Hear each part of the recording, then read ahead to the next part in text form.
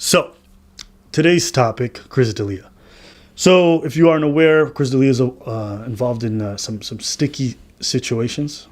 Yes, he's been caught playing on the wrong playground, and essentially, he's in trouble, okay? He's a comedian, and he's apparently been involved with some young ladies. We're going to separate this into two parts, okay? So, in this first video, we're going to be talking about power imbalances, 2, age of consent, and 3, grooming. Okay, so those are the 3 things that we're going to cover in this video, and then you guys can levy whatever kind of criticisms you want on our stances or ideas, and then we'll cover it in the second video to kind of wrap it all up. Okay, at no point in this video are we endorsing Chris. I'm not a fan of his. I have no interest. I'm looking at this just purely from a societal standpoint. What does this mean for men and women's relationship, for powerful men and young women? What does this mean for power dynamics in relationships? I want to kind of unpack that more than anything. Based on the conversations that I saw, most of the women that he was physically involved with were between the ages of 18 and above. And so that means it's legal. Now, there were a couple conversations with girls who were 17, maybe one that was 16, but from what I was able to see, once they intimated or once they said how old they were, he would generally retreat from what I've seen. So I'm going to just talk about the women that were legal based off what's allowed in the United States. So first off, let's discuss age of consent, because a lot of people hit me up and be like, but it's unacceptable. The age of consent is 18. Blah. First off, that's not true. Age of consent is 18 in some states, and then it's 16 in others. And in a lot of Western countries, the age of consent, legally speaking, 14 in Portugal, 15 in France. If you go down the list, you're going to see that the age of consent is way lower. So there is no consensus on this from a legal standpoint. So now let's move on from the legality of it, and let's talk about the moral dilemma that exists. I say this as someone who's been through it, in the sense that when I was 17, I lost my virginity to a woman who was 28, 11 years my senior. And I've told this story online a few times, and everyone's like, man, good job, congratulations. So already there's that difference in the way that we perceive each gender.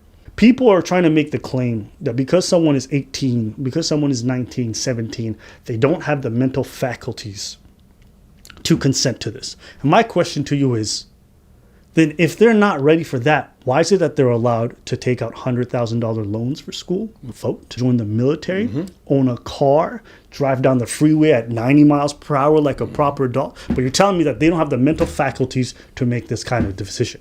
That seems odd. I know 16-year-olds today who are being charged as adults for murder for life. Oh, yeah. Yeah, absolutely. So and to me, it's crazy because I'm like, well, where does this line move? Is it because it's a woman and a man involved that it's inherently predatory? Like, how are we approaching this stuff? And look, I'm not saying that his behavior is okay. That's not what I'm trying to say. I'm saying, how do we determine what is moral and immoral right now?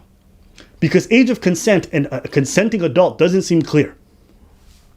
We're saying these are strong, independent women who can make these decisions, but at the same time, they may not have the emotional maturity enough to make that decision. Well, when do they get that? What age is it that their responsibility? Because I know plenty of women who are in their late 20s and who are not emotionally responsible. The brain doesn't fully develop until they're 25. Okay.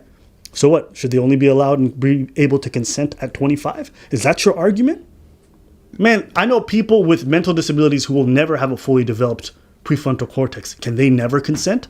If you take away anything from this, is this: I need you to understand that it's not a line. It's not a straight line. It's a giant squiggly line. It's an area where you don't. It's a loft. It's a loft. Am I in the kitchen? Am I in the living room? Am I in the? I don't know. It's an open space. Everything. Yeah. I don't know exactly where. There is no line. There is no line. So it's gonna depend. Oh, now you're in the kitchen, but you listen to you listen to your programs there. That's the living room. Right. That's the kitchen now. Right.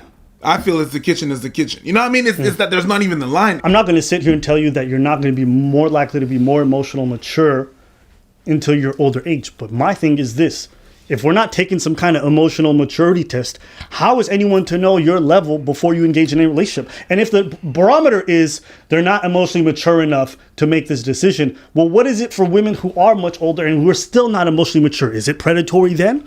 I don't have answers for this. I just have a lot of questions. But we have a lot of information. Yeah. It's like, even if you take a test, because you mentioned the test, right? Right. Even if you take an emotional test, like a test to calibrate, well, it doesn't mean anything because some people perform well in the test, some people don't perform. So even if you put a test, like yeah, I don't have the answers either, Sway. I don't know. There's some women who are 18 who mature much faster, and there's others who don't. I don't know what to tell you. But it seems strange to me that there's like such a flexibility for men to do as they please in this regards. And you see these kind of stories, like of young men with older women, whether it's Madonna, whether it's Kourtney Kardashian, you know, whether it's Madonna, J-Lo, name them. Yeah. Name them. And here's the thing. We acknowledge that men are responsible for their actions as soon as they're 18, despite the fact that we feel like women are socialized to be mature much faster. So wait, women are maturing much faster, but they're not able to handle those decisions. Men mature less fast, but they can do whatever they want. Does that make sense? I've seen 14 years old being charged as adult. 14-year-old. Yeah, so it's just my confusion. And to be clear, I have no propensity towards young women. I find it pretty gross for myself. This is my personal taste. That being said, I'm not going to use my barometer for what's okay for me to determine whether other people are immoral or not. Just because I normally date older women, it doesn't mean that I'm expecting everyone else to engage in that behavior. Fair. If you guys are enjoying today's video, be sure to like and comment. It helps us out with the algorithm and pushing this channel to other people. So please support us that way. Hit the bell. None of it is clear. So what, a 35-year-old man can't go for an 18 to 21-year-old? What if the 18 to 20-year-old really wants to go for it? Because I know a lot of women personally, family members included, who had 15-year age gaps with the people that they were dating, and they had zero problem with it. Plenty. They seek these. Am I the one to tell them you can't consent? You couldn't consent. It's hard to tell. Even though it's not my cup of tea and I never want that for myself, it's hard for me to look at other people and be like, why? I can't logically think of why. Next point is power imbalance. All right. So I had actually someone respond to me, and this person, Twitter responder, said, it's all about power dynamic. What's predatory here is that he deliberately sought out underage or barely legal fans, not only quite mature enough to fend off creepy advances, but also teen girls that have a culture of idolizing and crushing on stars, which is very cultivated by media and pop culture. Makes them very reliable consumers, but also makes them great victims for an idol that turns predatory. Does he seek out women around the ages of 17 to 22? Yeah. But we also have to have a conversation about the fact that most men in society prefer women around that age. That's a weird conversation to have.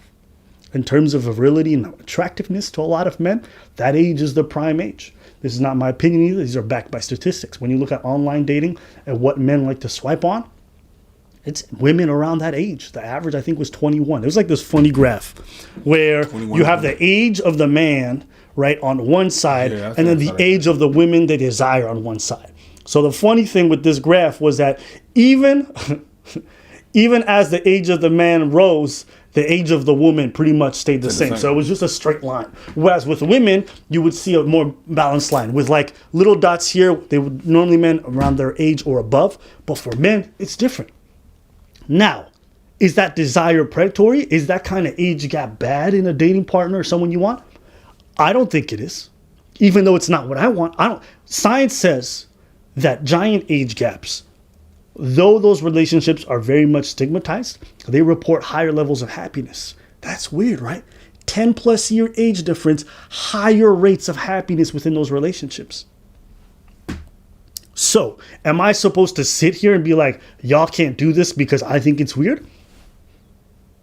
If they're consenting adults, what's the issue? How am I to determine that this person is incapable of consenting? And let's say, in hindsight, they felt like they weren't. How is he supposed to know that someone who said yes wasn't able to actually say yes? Now, I will grant you that men need to do a better job of recognizing the environment that women are raised in and socialized in, and make more of an effort to really understand what that means for them. And I always give you this example, but like I've been in the bed with women who, you know, let's say we're doing it in a position and I think it's going well. I might notice them winch. And I'll be like, hey, is this okay? Is this painful for you? And they'll say no. And then I'll keep going and I'll notice them once again. I'm like, hey, are you sure it's painful? She's like, actually, it is. And I'm like, why weren't you comfortable telling me that? And she says, I don't know. But what dawns on me is that a lot of people are incapable of asserting themselves. What? Because I'm just laughing because it's true. Yeah. I'm laughing because I'm not laughing at you or whatever. Yes, there's a lot of, that's 100. Yeah. There's a lot of people that are not able to do that. And it doesn't matter what position, what age they are, or whatever. Right. They're not able to. And I can understand that and I respect that. But my problem is it's not because men don't go that extra mile that they're inherently predatory. The same way it's not because Chris didn't ask those extra questions and make that concerted effort to make sure that these young women were comfortable that he's inherently a bad person. And here's why I think Chris made maybe the biggest mistake is that because we live in the society that we live in and that we are more or less part of communities. I think what he did was bad was because he was being very selfish. In that he wasn't making a concerted effort to take into consideration the other person's potential vulnerability and their state. He didn't make that concerted effort from what we have right now. But aren't most people selfish when they date? I would agree. But I just don't think that all dating has to be selfish. Okay. If you meet somebody and they're in a vulnerable state because they just came out of a relationship, you shouldn't be looking at that situation purely from the standpoint like, what can I get out of this? You should also consider what are the ramifications of the fact that I'm going to get involved with this person when they're in such a tender place. How do you transfer that? You link what you just said to what he did. Meaning, what did he do that was selfish? Well, he didn't, considering that they're young and they may not be able to voice their own agency, make that extra effort. I'm not saying you have to, but makes that extra effort to be like, hey, is this good for you? Are you cool with this? And in doing so, you're going to save yourself a lot of heartache because I can assure you, a lot of people agree to stuff that they're not ready to do just because they want adulation or love. Now, this doesn't make it evil. This doesn't make it bad, but it does make it selfish. And because if you're going to engage in any kind of intimate behavior with somebody, you should have the minimum amount of consideration to think about their needs and their wants. The same way, if you're going to sleep with someone, your own physical pleasure should not be the only thing you care about. Their pleasure also should matter too. So it's just about thinking ahead. Do you think that does it mean that you should acknowledge your privilege power? I mean, kind of. I think there's a cringy way to say it. Yes. Yes, I wouldn't say it that way. It's the power of your expertise. Right. It's a cringy way to say it, but you having certain power, whether your power is knowledge, whether your power is fame, whether your power is money, whether your power is actually a position of power, it comes with some privilege, and you have to be able to. Privilege is such a bad word. Just substitute it. Nobody wants to hear that word. I know, but it comes with perks, advantages, sure. Perks. There's so many other words. Privilege. You have power and privilege. Everyone's just like, turn this shit off, man. Y'all get the fuck out of here. Man. I already hear it. And I understand that. But it comes with certain perks and stuff like that. Just be aware of those perks. Yeah. Be aware of what the position you're in. You know what I mean? It just comes to a matter of empathy. Oh, okay. That's all it is. Yeah. You know what I mean? Just think about the other person as you're engaging these things. Yeah. You know, like I said in the other podcast, like dating responsibly, it matters. It matters. You're going to have a much better love life. You're going to avoid a whole bunch of drama. And you're going to avoid hurting people along the way.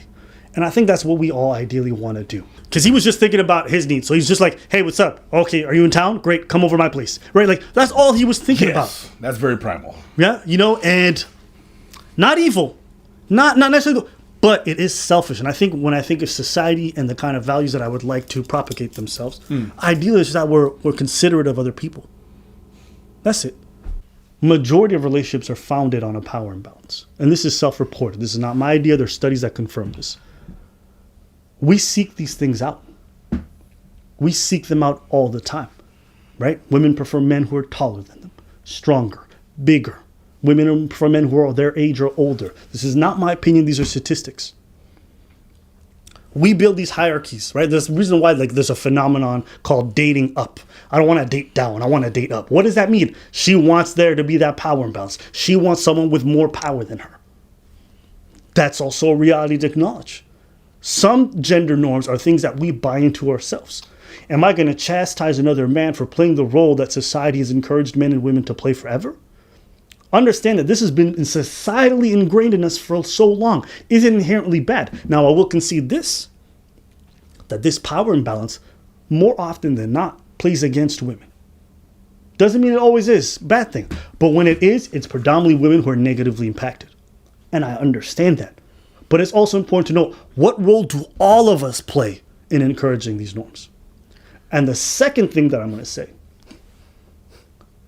I don't see anything wrong with using your fame as a means to get women. Women use their sex appeal. Women use their looks. Men use, sometimes people use their money. I know women who use their money to get mates. I know men who use their finances to get mates. If you want to use your fame, your social status, what is the problem? What is the problem with leveraging what you have in order to garner affection and interest from someone else? From what I know, he didn't say, hey, do this for me or else I'll deny you opportunities everywhere. No, he just said, yo, hey, it's Chris, what's up? He was talking to him like he was a teenager. I didn't see anything inherently predatory about a man who knows he has status approaching a woman. That's what I think about power. There are, like, when I was I was in college, and it was you have to choose what program you want to go to. And I was actually, before college, there are some things that I just barred, right? I was talking to my sister, and I was like, we had this brief conversation. It's like, okay, well, you always babysit kids. You could go in the kindergarten, like, being someone that has a kindergarten, or being like, I cross that real quick. Mm-hmm. A woman that takes care of kids, she's just, being a woman, catering to kids and caring. A man that take care of kids has always seemed creepy. Always looks very creepy. Always looks very sus. You understand what I'm saying? The thing that I wanted to say about the power is is this. It is not because there is an imbalance of power, they don't have the same power, that automatically there is no consent. It's not because, let's say, for example, I would decide to work at a place and engage with my boss, which is a woman, that she actually has power and she tricked me. And it's not because she has that power, or if I'm a boss and there's a worker and I engage in that, I wouldn't, but I would, let's say I would engage in that she has no say in what happened, that I automatically tricked her into that relationship.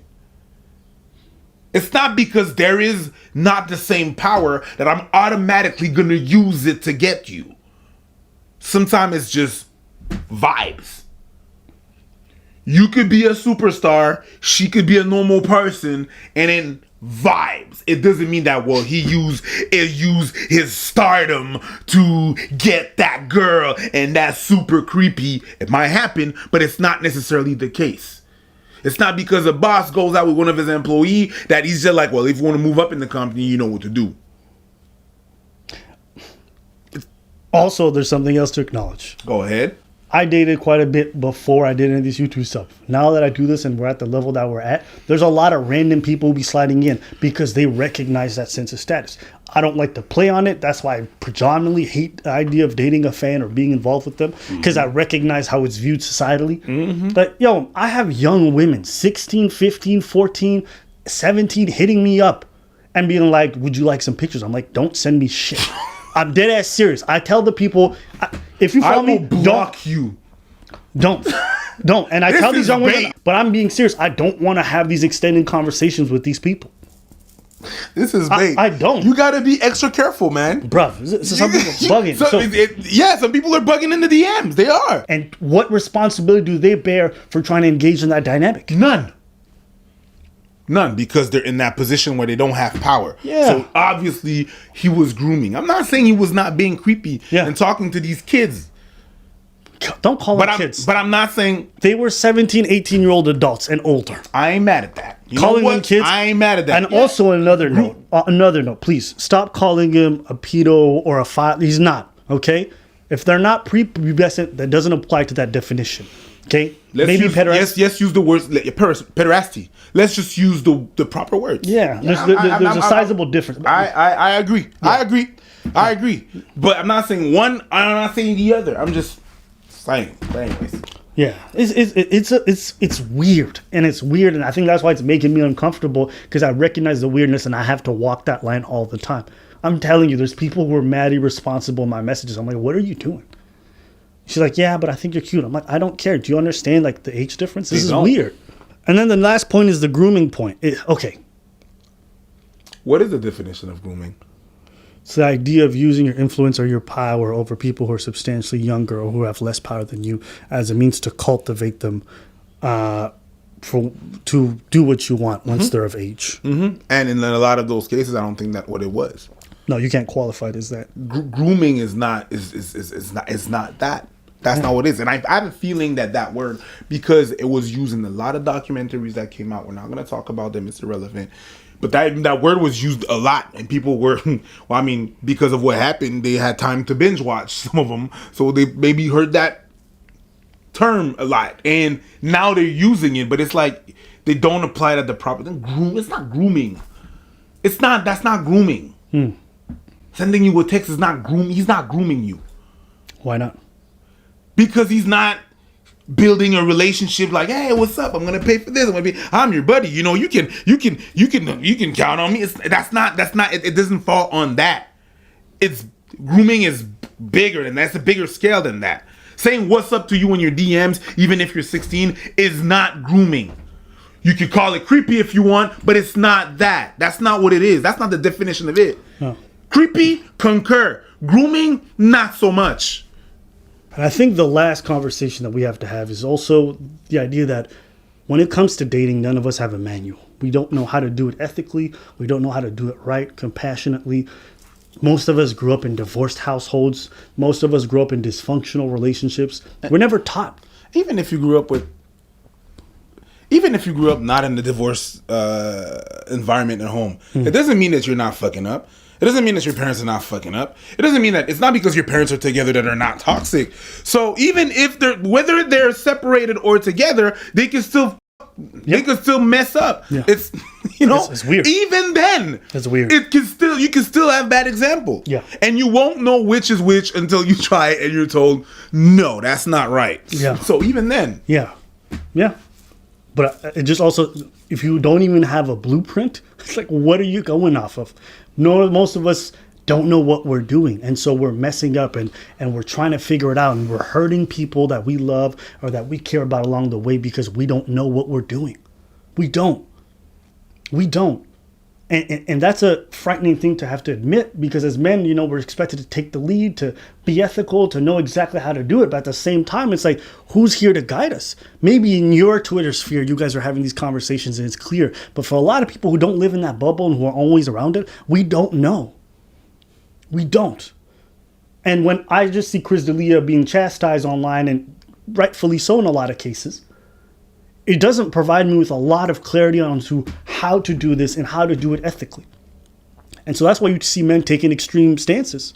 There's a power imbalance and I can't interact with a woman alone. Well, then that's going to make her suffer at work, unfortunately. Like, people are taking extreme reactions to this because they don't know how to walk that fine line. Well, that's how you protect yourself.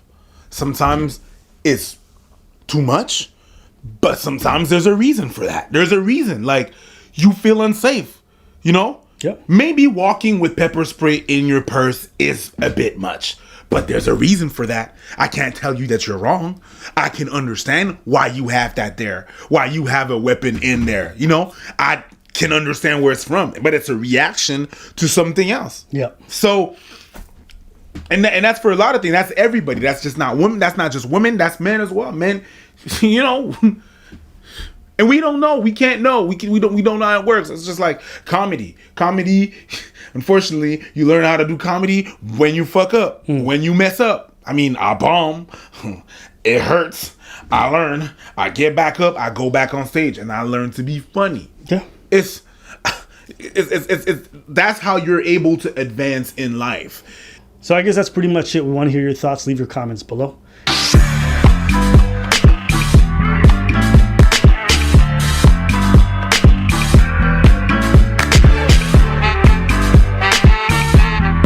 Well, it started with it's funny how he is playing a character that is exactly who he is in real life. Yeah, because he played a character in the TV show You, and he basically played a guy who preyed on a young woman. To be fair, to me, I don't really see the relevance because, yes, there was a young woman involved, but in You, he was them Right, and it's like while they're asleep, that's when he goes at it. Okay, based off of some stuff that he gave them. This is not that. This is the idea that he talks to young women and then waits for them to get a little bit older. But anyways, this is my thing, right? Like, this is also why I say, as a grown man, don't talk to women.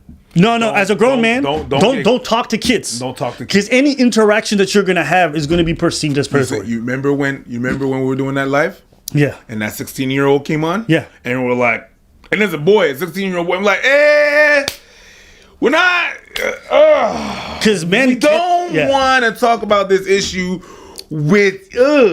Yeah. So because I know this, I avoid kids. Period. I'm out at the party, and I know, and some of you be like, "That's being ridiculous." I'm really not. Like, if I like it just, and a lot of men are gonna understand what I'm talking about. Just this winter, we had a Christmas party at the family of my girlfriend, right? And there was 2 kids there, and they were playing outside, and I felt really tired at some point. I was like, I'm gonna go take a nap, and I wanted to go downstairs, but the 2 kids were playing downstairs. I'm like, no. A little boy and a little girl. I'm like, I'm not gonna go. You're not gonna catch me slipping in these streets. Right. You know what I mean? Because I don't know these kids. I don't know. Like, yes, they're family, but I don't know what they have in mind, what they're gonna say, how they're gonna. I don't know. Yeah. And if they say something that didn't happen, I'm losing the situation. Yeah. And I've seen that happen. I've seen that happen. So